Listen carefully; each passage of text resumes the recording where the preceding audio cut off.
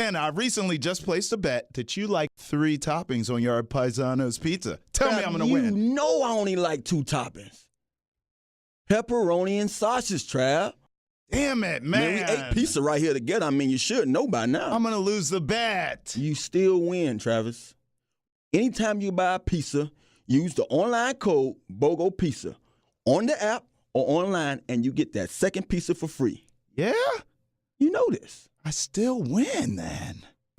Coming up on the Santana Moss Show, we talking about Antonio Brown numbers and why should he want out? He shouldn't, Tana. And speaking of numbers, we're going to talk NFL Combine. I mean, these guys nowadays are putting up crazy video game-like numbers, but not Santana Moss numbers. Josh Rosen, if the Arizona Cardinals don't want you, come to a team that ain't finna be dealing you nowhere, talking about they gonna take another guy first round over you, and you was on that crappy team, come on over here to Washington, man. We need you. You make it sound so good. And for taking L's, I'm going, well, I won't tell you, but I'll just say Tana disagrees with me. Surprise, surprise. The Santana Moss Show podcast starts right now.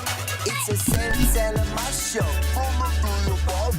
Number 89, hustle all the time.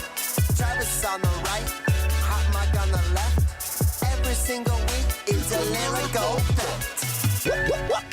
Now I'm ready to go. Santana Moss Show.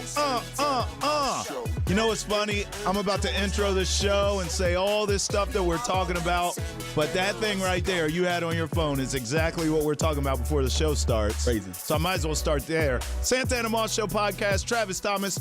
Santana Moss, how you doing, papi? I'm good, my fling. So we're talking, and we'll spend 10 seconds on this. 10 seconds. We have to say Can you give that stat? Antonio Brown, who is talking all this trash and wants out of the Steelers. We know the story. Tana and I both watched The Shop, the show with LeBron James. Loser.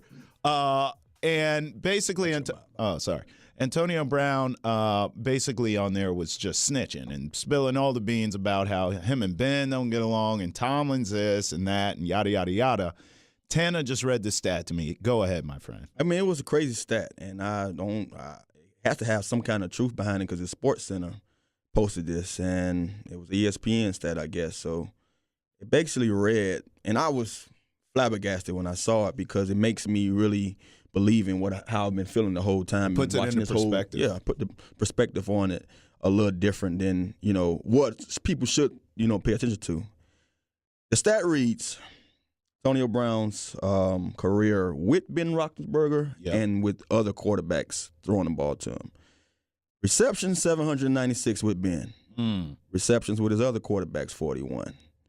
Yards with Big Ben, 10,670. Yards with the other quarterbacks, 537. TDs with Big Ben, 74. TDs with the other quarterbacks, 0. A donut? Targets with Big Ben, 1,195. Targets from the other quarterbacks, 69.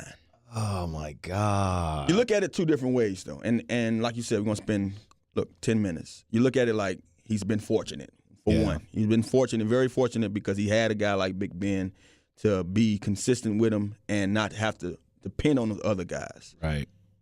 Now you're in a situation where you're finna be dependent on other guys. So the one thing I have to say, because I'm a friend of Tonio, and Antonio knows this, I never get out of context when it comes to speaking what's real. I just feel that at the end of the day, whatever's going on, I hope that leaving or going elsewhere will solve his problem.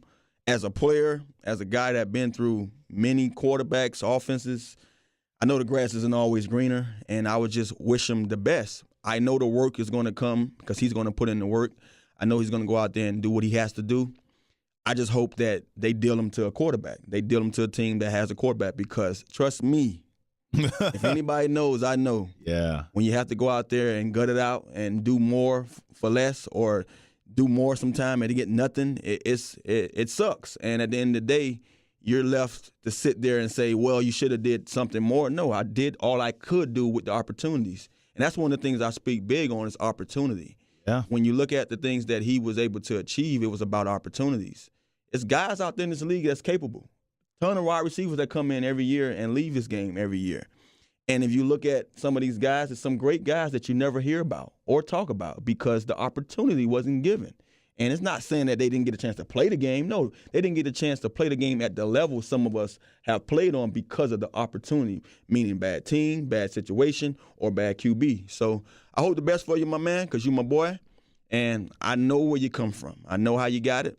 Out the mud, 6th-round draft pick out of Miami. And I watch you grow. I watch you go out there and do your thing. But I just wish that wherever they deal you, you have a QB that can have Ben Roethlisberger. Because I think regardless of the situation, the drama and all that stuff, only you know what went on in there. We don't. I just know that the stuff on the field that you guys did together is second to none. Men lie, women lie, numbers don't. The numbers say it all. If that man cannot be happy with a Hall of Fame quarterback, I don't think it's going to work anywhere. And I sit here with you, even outside of the cameras and the microphones, we've had private conversations where you're like, you look back on your career, you don't really have any regrets. No regrets. But you're like, man, if I had a killer at quarterback, it'd be a different story. And I just can't help but to think when he looks back on his career, he may have what if I just stayed with Ben? Yeah. Thought. I mean, I doubt it because it's to that time right now. He's 9 years. He's going to be down that path. When we get to that 10th year, they start trying to push us out anyway. And that's correct something. When it comes to the guys I played with who played the position well at QB, I did great. I love them. I have I can't say nothing bad about them, but I didn't have a consistency that some of these guys have when it comes to those guys. It was 1 year, 2 year, and they out the door. You know what I'm saying? And if it wasn't a guy of that caliber who I can look back on and say, well, man, I had this kind of amazing year with him, and even if we didn't put up great numbers, he gave me opportunities. You don't always get that. You know what I'm saying? And you can be the number one guy. Like, I was the number one guy here for years, and I would leave the year, and coach knocked me on the back, say, hey, great season. I love the way you didn't bitch and moan about the ball. Right. I wanted to bitch and moan about the ball, but I knew that wasn't going to make things better, So it's just a simple fact, man. When I watch the guys now, the game has evolved to it's going to be a passing league now. You're going to get more opportunities. But besides the fact of, some of these situations, I'm amazed with some of the opportunities that some of these guys get and still not happy at times. Yeah, no question. By the way, Antonio Brown, if you do come to the Redskins, come on down here. Go on and come on down here to the Santana Moss Show podcast. You have a home here. We can chop it up and talk about life. Speaking of talking about life, what you been up to since the last time we saw each other, my man? Absolutely nothing. That's not like you, bro. For the first time ever, in probably like a year and a half, man, ever in your life, nothing, man. I mean, I did a couple of things here and there from a foundation, getting that stuff ready. A couple of posts here and there. Yeah. Well, you got camps. Got camps coming up. I have golf this bowling tournament. I have a bowling event coming up. I believe it's the end of this month, the 23rd of this month. I want all you guys to come out. All the DMV. We going to Winchester. Come on to Winchester with your boy. Like I said, we're going to roll bounce. We're going to show them a good time. They been always open the doors, open arms to me and inviting me over to see a lot of those guys over there that don't get a chance to come over here a lot. And it's a great community, and they open the doors for me to, have this event. And I want to bring the DMV with me. Y'all come out there and let's have some fun on my behalf.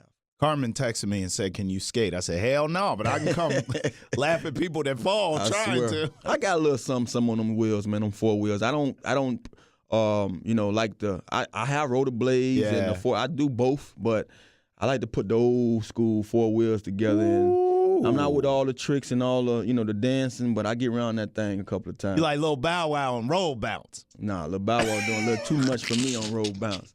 Him and Sweetness, what his boy name was? Oh, I forgot. It was something like that, right? Sweetness, I think.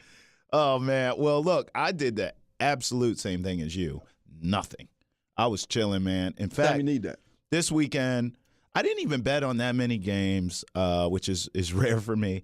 But I did lay around and watch a lot of the Combine, which I did that too. I go in and out of the Combine, bro. In certain years, I'm a quarterback guy, right? Mm-hmm. I love watching quarterbacks. So certain years, I like seeing the quarterbacks that decide to throw or run or whatever. But this year, there wasn't a lot of guys I'm too intrigued with. Kyler Murray's not going to throw until his pro day.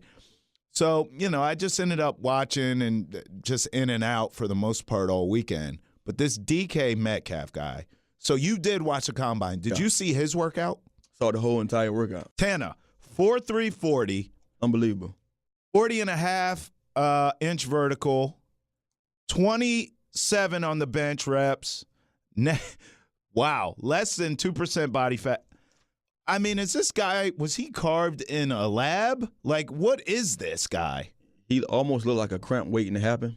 You know, because, I mean, honestly, when you have less than 2% body fat at that size, man, like, you need some water, buddy. I don't know what he eating or drinking, but he needs some water or something. Can we get DK Metcalf some electrolytes, please? He gonna need a lot of Pedialyte, electrolytes, all that stuff. All the lights. But nah, unbelievable workout. You know, one of the things that stand out the most, it's crazy because you see so many guys come through the draft and or the combine, and you see the numbers they put up at the combine, and you say, right, what did they do throughout their career? You know, and I heard flashes of him. You know, especially last year, saw some one-handed catches. You know, in some big games. So I know he can play ball. But when I watched him run, and I was like, man, that was like the Terminator almost running after one of those guys in one of those movies. He just looked unreal, man, getting up and down, you know, and putting them feet up and down like that. And just to see him run routes, you know, I heard he appreciated some of the criticism that Jay Gruden gave him. And it was all positive. He said the Redskins was his favorite interview. It was all positive. It was all positive, basically telling him how he had to get in and out of his routes and, you know, stuff like that. And just to see the vertical, the 40, you know, the 27 reps at the bench, which back when I was coming out, I didn't even bench. We didn't care about that. You didn't bench? No, I could have threw it, you know, 225, and I can lift, you know what I mean? So I didn't have a problem, but it wasn't necessary for us to do that. So I guess he wanted to show that thing off, man. He ain't got all them cuts for nothing. Right. But he went out there and did it 27 times. So, you know, hats off to him. But alone, he went out there and ran a 40 that can get him a lot of money, you know, and I'm looking forward now to see where he's going to land, you know, when it comes down to – I know he has a pro day probably coming up and all that stuff. I wouldn't do anything if I was him on the pro day. Maybe catch, but I wouldn't. You want to do a little something. I think one of the things that he can always say now, he can rest assured that 40 won him a lot of money. Yes, sir. And one of these teams going to look at him and say, here we have a la, you know, Calvin Johnson. You know, even you can say, like you said before, who the kid you talked about. Who played at Ohio State, the guy played at Ohio State, or you said who was built like him. David Boston.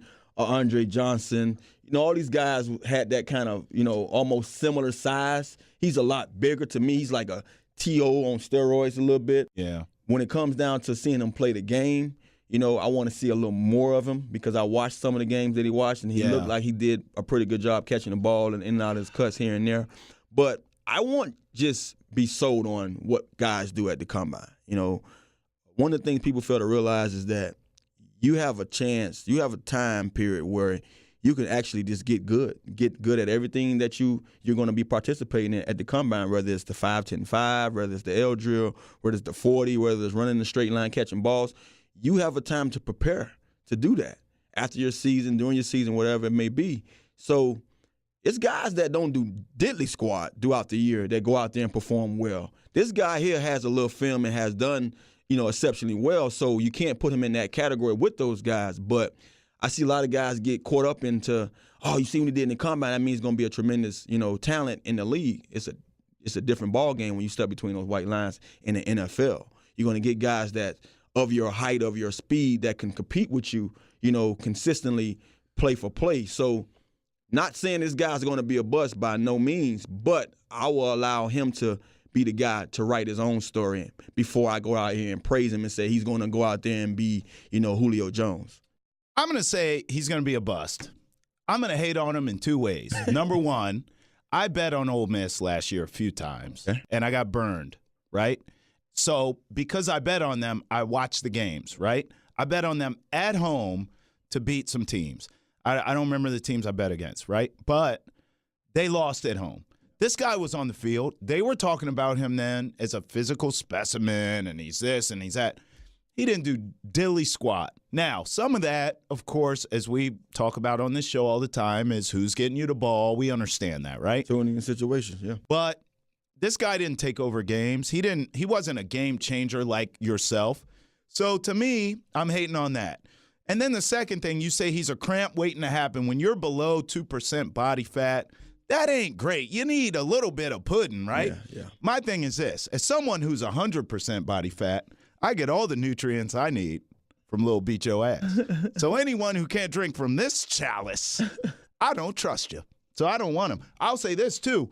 You know, he was projected to go to the Redskins at 15. After that workout, oh, brother, he is not making it out of the top 10. Do you agree with that? I agree with that. But I also say that due to the point that you just stated that he might be a bust or you think he was going to be a bust, you never know where he might land. He might land with a guy that can throw him the ball and get it to him early and often. And he might be on one of those teams that basically, you know, build the offense around some of the things that he's good at. You know Time what I mean? out. So, Time out. Stop there. Okay, so you played this position at a high level. A guy like him with the prototypical body, if you will, what is the best scenario? Like you say, okay, he might go to the right system that runs plays for him. What are those? Because you know, if you have a freak of nature at the wide receiver position, what are the plays you would run for that guy? How can he be successful in the league? well, you look at it like this. You have San Fran that's up there. If they don't get Antonio Brown, they can go after him. You know what I mean? San Fran need another wide receiver that can, be that guy that, Kyle Shanahan knows how to design a play. So what are the routes for him, though? Like slants? Anything Anything he can use his body? He can run. No, the man can run. He shows you he can run a 4.3. Okay. So that means he's going to go deep a lot. You can send him on go routes, post routes. I'm pretty sure that with that size, you can run slants, hitches, all that stuff. So he can do it all. It should be wide open from intermediate routes, all that stuff. He should be able to run it. And I watched in the combine, he looked good to me. He looked good enough to run the end route. I saw him run a couple of digs. I saw him run the go route. He looked pretty stiff at times. That's why I said it's going to be guys of his same size or structure that's going to, press him at times. I want to see him, get in and out of, those kind of coverages and stuff like that when guys get up on the line on him and stuff. I want to see more of that. I saw bits and pieces of it in college, and I wasn't just, blown away by it. But you're going to have teams that's going to allow him to be him. They're going to know what he can do well, and they're going to say, okay, this is what you can do. So we're going to design these plays up for you to be able to be exceptionally well at what you do best. He already showed he can run. So therefore, that's one of the things that we don't have to worry about. Now, I remember when I first got to college, and I had a wide receiver coach who I talk highly of, Curtis Johnson. Mm-hmm. He's the wide receiver coach in New Orleans. And the one thing he told me I had was a go route, a post route, and a post corner. He said, I ain't got to teach you that because you got that already. Wow. I got to teach you everything else. And it's not necessarily saying that I didn't have the curls or the slants or the hitch. I just didn't run it well enough that he can accept me to be consistent enough to go out there and be productive. The other routes were natural for you. Other routes was natural because I had blazing speed, and I knew how to separate. So when you can run a go route and the guy's trying to get back there and you still can separate from him, I shouldn't have to teach you much when it comes to going deep. You know that.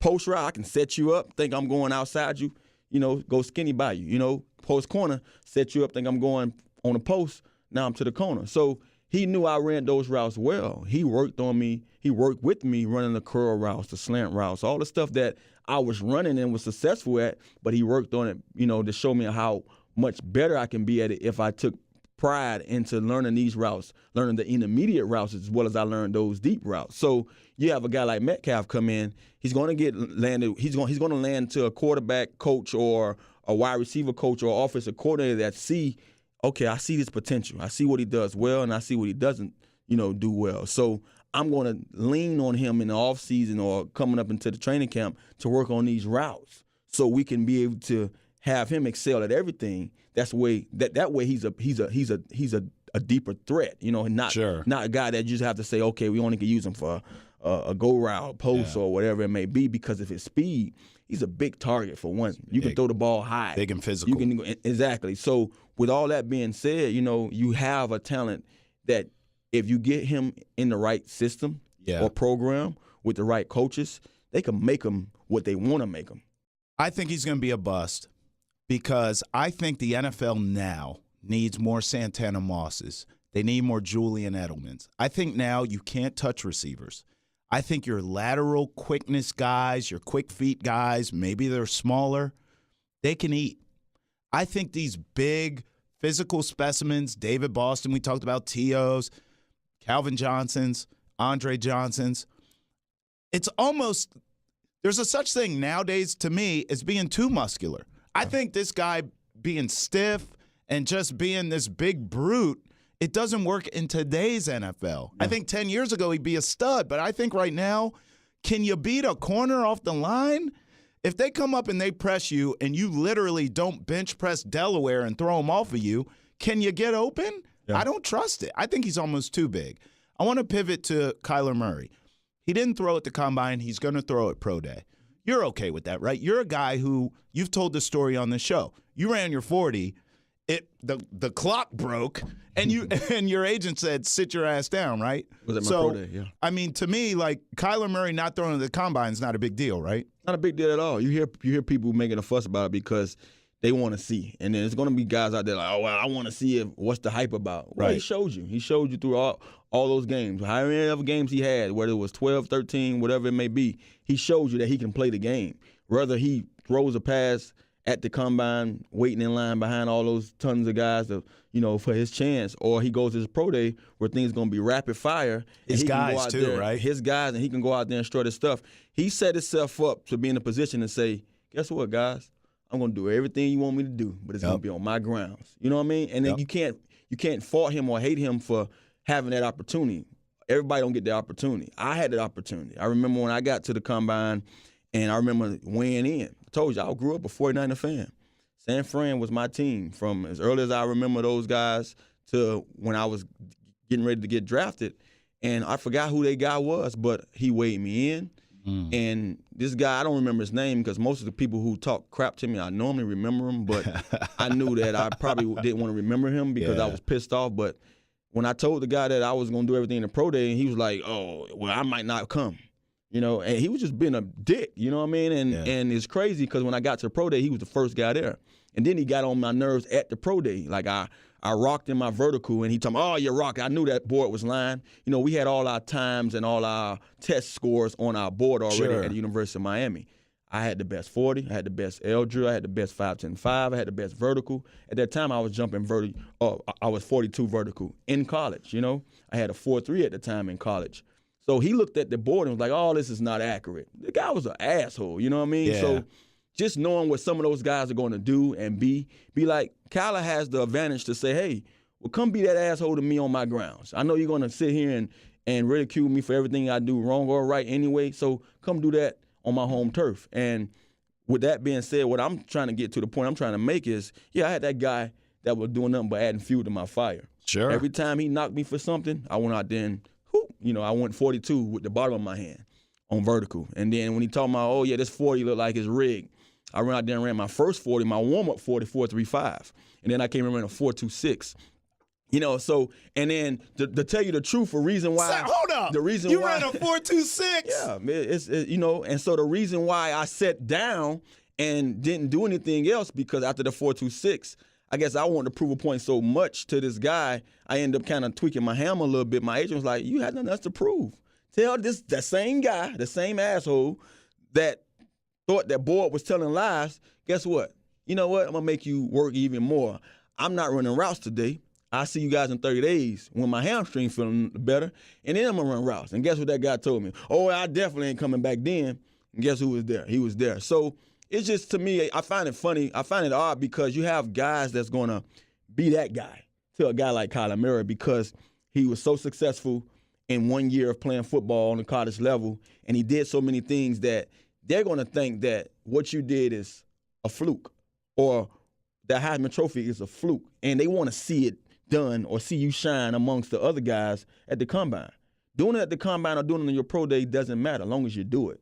And so he should be able to do it wherever he want to do it and shouldn't have to worry about guys like that guy that I just talked about worrying about what he's going to do because he has the privilege to do that and call those shots. This is a part of the party where I take the microphone and I say, cut the music. Can we just have a moment of silence? Tana, don't say nothing.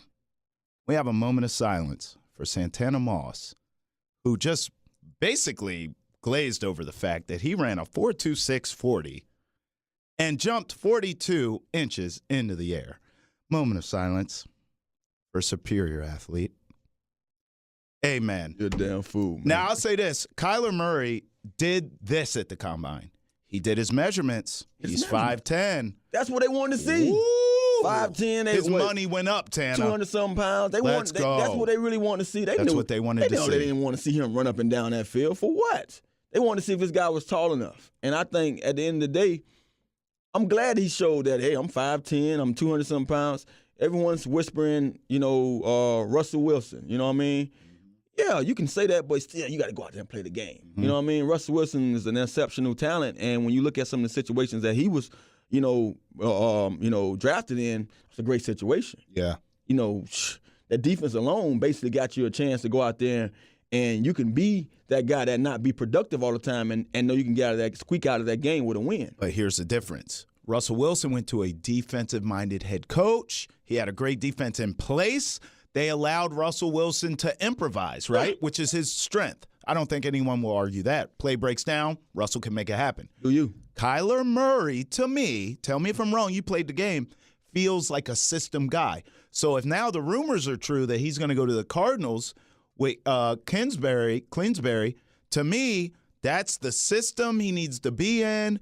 He can be successful in the next level, which brings me to all of a sudden now we're hearing Josh Rosen is available and could be coming to the Redskins. Do you like Josh Rosen? Do you like the fact that maybe the Skins don't have to give up a first-round pick to get this kid? Do you go and get him? I think if all the marbles fall into your basket, like that may happen with Kyler Murray going first to Arizona, and you may have to trade your guy out who you drafted, who you went up in the draft for last year in Arizona, trading Rosen to us or trading Rosen to someone. We should be one of those teams that we look into that. I say that because we need a quarterback.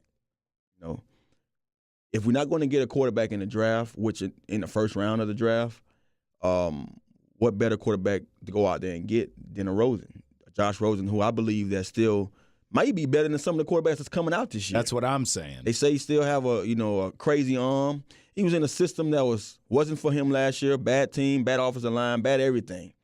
And went out there and he was productive enough. He started 13 games. What he had? 13 games. I wrote his stats down. He had like 2,000-something yards. He had more picks than he did touchdowns. 14 picks, 11 touchdowns. Yeah, I mean, hey, that team sucked, though. I'm Tana. okay with that. Yeah.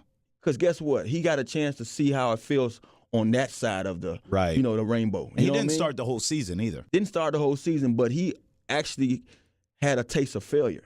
Yeah.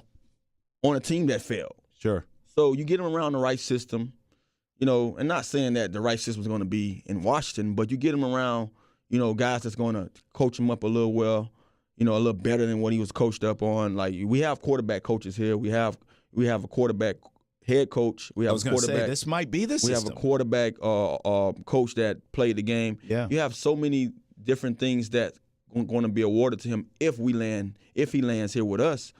He can be the future. He can be the future. I'm not saying he's going to come in here and beat out Colt. Who knows? Right. But he can be the future. And I think with all the stuff going around there, we need players. We need so much when it comes to quarterbacks, offensive linemen, D linemen, pass rushers, DBs, safeties and corners, linebackers, middle linebackers. You need everything. We need so much to where I think the best bargain for our buck would be trading for Josh Rosen. I completely I believe agree. we save a lot there. We don't have to worry about spending so much with a quarterback because we so deep in our pockets with Alex. You might not have to give up the first round, Tana. And you don't have to give up that pick. Then you can go out there and get a guy, a stud. Yep. A lotto stud. You go get you a stud in the first round at any one of those positions you may need. Whether it's all be a receiver, O lineman, D lineman. I should say D lineman. You can never go wrong with getting a pass rusher. Deep. They deep. So you have so many needs and wants as a Washington Redskin, and you have a guy like Rosen available. If he's available, we don't know. If he's available, if the Arizona Cardinals make him available, right? You go after that guy. I agree. You find a way to trade. Look, they say he can go for a third-round pick. We have 2 of them, I believe, 2 or 3 of them. Give him one of them. Yeah. You give him one it of those up. picks, hey, you can have it. Hell, I don't think they have to. I'd give up the first rounder for him. They won't have to, so we don't even have to go down that route. You don't have to. But I'm saying that's how much value I put on this kid. Yeah, but I do believe he's a better pick. Now you don't have to worry about a guy getting over the curve. Right. You don't have to worry about, I got to teach him a system. This guy was put through the fire the hard way. Yeah. And still showed progress, still showed potential. By the way, and you know this more than anyone, if Arizona trades him to take Kyler number 1, and he comes here or wherever. He's going to have a chip on his shoulder the size of Arizona. He had a chip on his shoulder in the entire last season. He was mad that he was picked where he was picked that last year. That's right. He felt he was better than every quarterback in the draft last year. Now, I say this because when he was doing all that talking, I was like, brother, bite your bottom lip real fast. Bite it hard so you can shut up, because you never know what happens or what might happen or may happen. And he was dealt to a team that went 8-wire. You know what I mean? So at the end of the day, he kind of put himself in that situation. Saying less is saying a lot. Don't say nothing. You can be bitter, mad, all that stuff inside. Hold on to it and go out there and play. And that's why I'm a firm believer the stuff we talked about earlier when it came to what, Antonio Brown is going through. Hey, you know, they know, and God know. Nobody else needs to know. Sometimes that's best. Yeah. Because when you're going to put it out there, it can cause you to be the guy that putting your foot in your mouth at the end, or the guy that say, I told you so. Yeah. For his sake, I'm hoping that he's the guy that's saying he told you so. But like I say, just with going back to Josh Rosen, I think he talked so much crap about where he landed, how things transpired.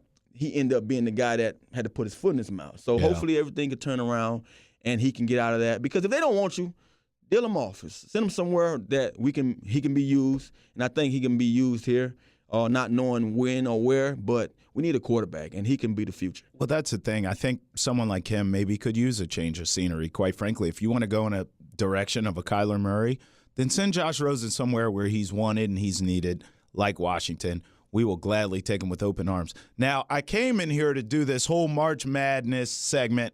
I'm not going to do it because it's feeling so good doing this football talk with you today. Football, that's us. I will say this, in the next few weeks, we are diving into March Madness. Believe that. Conference tournaments are here, and y'all know I am gambling heavily. I have convinced Santana into allowing me to place some bets for him during March Madness. Yeah. So keep it locked to the Santana Moss Show podcast. I will be giving out those picks. Me and Santana are going to make fat stacks of cash, baby, making it rain in studio. You are going to want to get those picks. All right, Tana, let's go to taking L's. We'll keep it with the football theme, though.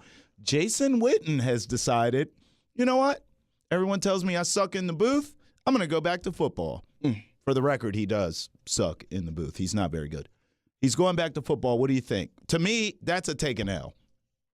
You've admitted you suck in broadcasting, and the only thing you can do is play football. Well, if he admitted it, then he said it. Well, he didn't say it, but by his actions, it says it. You know what? Honestly, if you compare him to what Tony Romo does, this is an L. Yeah. I don't necessarily say the man sucked. Yes, he didn't have a great, first year. I think he was treading in some uncharted waters. I truly believe that it's tough to go out there from being the quiet Jason Witten that went out there and just, showed up in the games and, those Y options and scored a bunch of touchdowns and did what he did without saying a word, to now go into the boot and be this guy that now has so much to say. He doesn't have the same personality as Romo. His personality wasn't fit for the job that he took. Sure. And I think the only reason why he took that job because he wanted out. He wanted to retire. The guy with the big money, who I call JJ. Jera. JJ got so much going on in this league, man. His hands in so many different pools and pots. He say, look, I'm going to send you over here to TV like Romo, man, and get some of that money over there. And if you feel like you don't, you're not doing a good job, man, you come on back over here. And the door was open. So it's taking L's. To me, I feel like if you have a chance to come back and still get paid to do what you love to do, hey, why not? And my hat's off to him. I heard some things that Steve Smith said earlier this week about his. Don't give him no clout. I'm not, but to me personally, I don't go that way, man, because I understand it's tough. It's a tough job, and regardless of what you know, regardless of what you may say, it's tough doing it in that boot. And a lot of guys don't get a chance, and a lot of guys don't get put on the spot as he did out the gate. So it was a tough task, man. You did as well as you could. Now you're going back to lacing up them shoes. I wish you well. I just don't wish you well against these Skins. I know that's right. But at the end of the day, my man Trav says taking L, so You a part of our taking L's, buddy. Taking that L and say what you want about them punk-ass Cowboys, because Lord knows I say it all. But Jerry Jones takes care of them players, man. Jay. Man, he takes care of them boys. Uncle Willis, son. Hey, Tana, you know what? You doing your thing in broadcasting now after man, your playing I'm days. There, man. You know, huh? I'm crawling. I ain't started running or walking yet. So if I can run before I walk, then I'm a beast. You hear me? ESPN, you need to holler at Santana Moss for your Monday night broadcast. He could do his thing. I think you can handle it, man. You think? We shall see. Well, look, if you need like a production assistant and just somebody do your makeup or bring you some coffee. If I'm in the booth with my dog, we gonna put on a show. Oh, you already. Hey, listen. We gonna put on a show. They don't have dump buttons fast enough for us in the booth. I say, Tana, what the hell was that mother? It's gonna be straight improv, I swear. What kind of goddamn fumble? What? Oh man, Nah, they can't have us in there. We need to be on something else, like some XFL or something where we could be raw and uncut. Well, I'm ready for that. Uncensored. Santana Moss Show podcast, uncensored style. Holla. It's a Santana Moss Show. Number 89, hustle all the time. Travis on the right, hot mic on the left. Every single week, it's a lyrical